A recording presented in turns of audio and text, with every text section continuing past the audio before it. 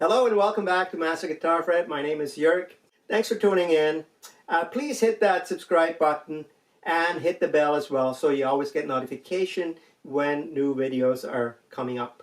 For lick 4 we go back into the same position of the first lick, the third position. Here's the root, A, on the 12th fret, obviously, A string.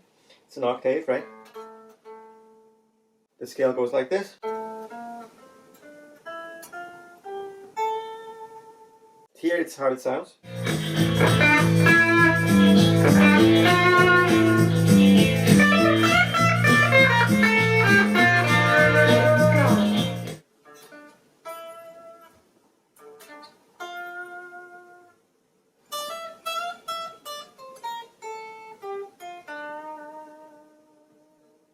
Pick and mute the E string on the 10th fret, and then we go right to, with the ring finger, we go to the 12th fret D string, so from E to D, and we also mute that one, so 2 mutes, very short notes, and then we let that ring here on the 9th fret G string.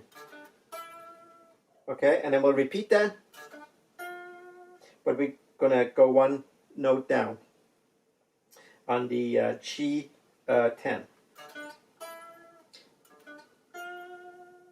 Okay, that's the first part of the 4th lick. And then the second part of this lick, we hammer on E10 to E12. We bend, we release the bend and pick E12 again.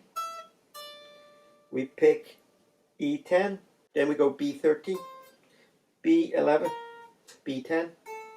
We go to G12, G10, and we end on D12 with a vibrato.